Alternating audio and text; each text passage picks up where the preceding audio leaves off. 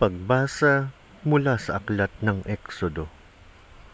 Mula sa bundok ng Sinai, bumaba si Moises na dala ang 2 tapyas na batong kinasusulatan ng mga utos.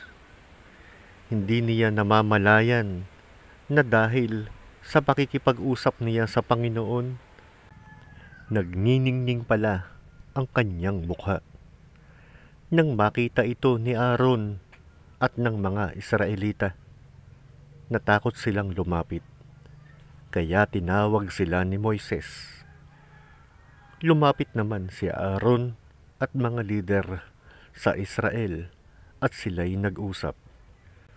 Pagkaraan noon, lumapit sa kanila ang lahat ng Israelita at sinabi sa kanila ni Moises ang mga utos na ibinigay sa kanya ng Panginoon nang sila'y mag-usap sa bundok ng Sinai.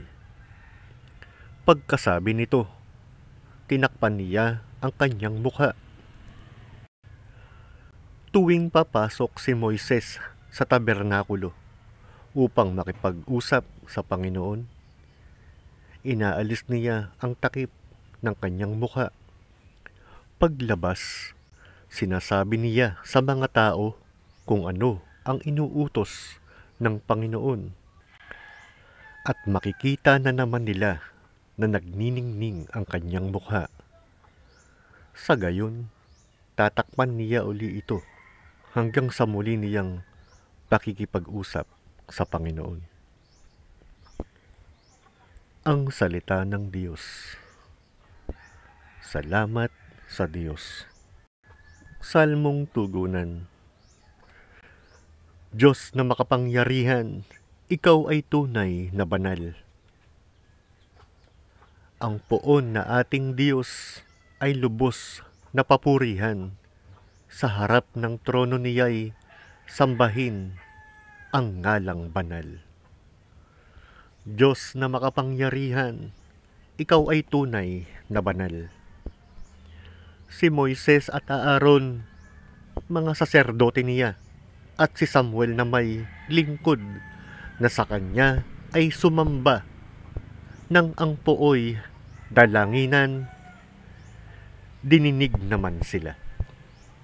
Diyos na makapangyarihan, ikaw ay tunay na banal. Ang poon ay nagsalita sa gitna ng mga ulap. Sila naman ay nakinig, utos niya ay tinupad. Diyos na makapangyarihan, ikaw ay tunay na banal. Ang Diyos nating Panginoon, dapat nating papurihan. Sa banal na bundok niya, sambahin ang kanyang ngalan. Siya'y ating Panginoon, siya'y ating Diyos na banal. Diyos na makapangyarihan, ikaw ay tunay na banal. Alleluia. Alleluia, alleluia.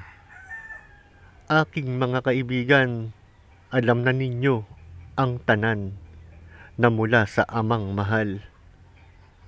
Alleluia, alleluia.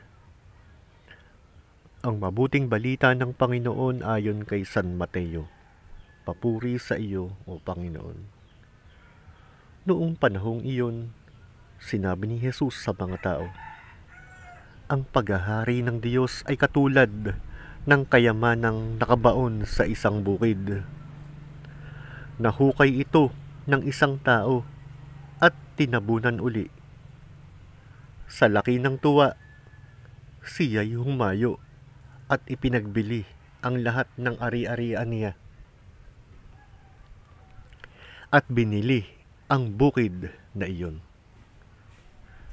Gayon din naman, ang paghahari ng Diyos ay katulad nito. May isang mangangalakal na naghahanap ng mamahaling perlas. Nang makakita ng isang perlas na napakahalaga, siya'y humayo at ipinagbili ang lahat ng kanyang ari-arian at binili iyon. Ang mabuting balita ng Panginoon.